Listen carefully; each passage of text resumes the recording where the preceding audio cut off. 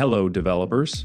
Have you ever wondered, how can we make an image look like it's submerged underwater, while ripples and water droplets dance across the surface, creating a mesmerizing effect? Imagine looking at a mysterious sunken ship. But with a twist, it feels like you're peering through the surface of a calm, rippling ocean. In this project, we're bringing that vision to life. With just a few lines of code, we'll transform a simple image into a stunning underwater scene where ripples react in real time and random water droplets create a realistic surface effect. But here's the real question. How can we create such a smooth and dynamic ripple effect using just simple web technologies? And how does each tiny detail work together to deliver this magical underwater illusion? Stay with me, because we're about to break down every part of this effect, from the structure to the styling, and dive deep into the powerful logic behind the ripple animation. By the end of this video, you'll not only understand how this effect works, but you'll be able to create your own immersive animations that feel alive. Get ready, because things are about to get exciting. Now, let's dive into the body section.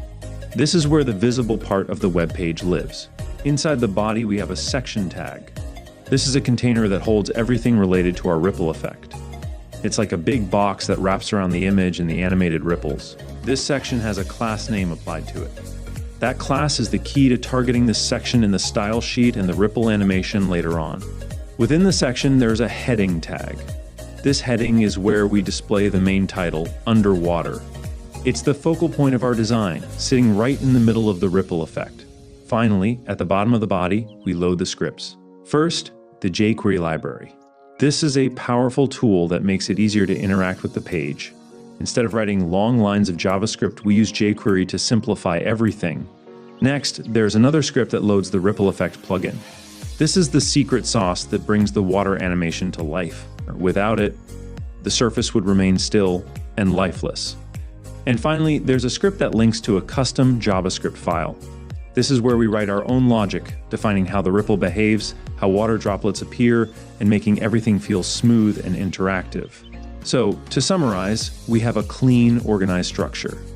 The head section prepares the page with metadata, fonts, and styles. The body contains a section that holds the image and title. And at the end, we load the scripts that power the ripple effect. Now that we've broken down the structure, are you curious about how the styling works? Let's dive into the CSS and reveal the tricks behind this magical effect. Let's break down the CSS in a clear and simple way. First, we import a custom serif font to give the heading a unique, elegant look. Next, we apply a universal box sizing rule to ensure consistent layout by including padding and borders within the element's dimensions. In the body, we remove the default margin to stretch the layout to the edges and hide any horizontal overflow to prevent unwanted scroll bars. The section takes up the entire screen with full width and height, and we float it to the left to keep the layout flexible. In the hero class, we add the underwater ship image as the background, make it cover the entire section, and position it in the center to keep the ship as the focal point. To center the heading perfectly, we use a flexbox layout. The flex direction is set to column to stack elements vertically, and we align everything to the center both horizontally and vertically. For the heading itself, we give it a small margin for spacing, apply the custom font, set the color to white for contrast against the darker background, and increase the font size to make it bold and eye-catching. This simple styling lays the foundation for the ripple effect, making the image immersive and the heading stand out. But here's the real question. How does the ripple animation work, and how do we make it feel so realistic? Let's dive into the JavaScript and reveal the hidden logic behind the magic. First, we wait for the page to fully load using a special function. This ensures that our ripple effect is applied only after all the content is ready, avoiding any glitches or missing animations. The real magic starts with a function that activates the ripple effect on the hero section. This function comes from a special ripple plugin, which we link in the HTML. It simulates the look of water waves on any element, and with just a few options, we create a stunning interactive water surface. Let's break down these options one by one. The first option is the resolution. This controls how detailed the ripple animation appears. A higher value means smoother, more realistic waves, but it also requires more processing power. We set it to a high value to get crisp, clear ripples that look natural across the screen. Next, we have the drop radius. This defines the size of each ripple when a virtual water drop lands. We set it to a medium size, which makes each drop visible but not too large, giving the effect a soft and subtle feel. Then, there's the perturbance option. This controls the intensity of the water distortion. A lower value means calmer ripples, while a higher value makes the water surface wobble dramatically.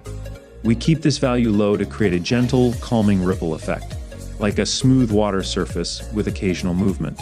But here's where things get even more interesting. Automating the water drops. We use a special function that repeats itself at a fixed time interval. In our case, it runs every 2 seconds. This creates the illusion of random droplets falling onto the water surface, just like raindrops hitting a pool. Inside this repeating function, we pick a random position for each drop. First, we measure the width and height of the hero section. Using these dimensions, we calculate a random point within the section. This is where the next water drop will appear. We also control the size and strength of each drop. The drop radius sets how large the ripple will be, while the strength defines how intense the ripple movement is. We use a random value for the strength, adding variety to make the drops feel unpredictable and natural. Once these values are ready, we trigger a new ripple using the drop method.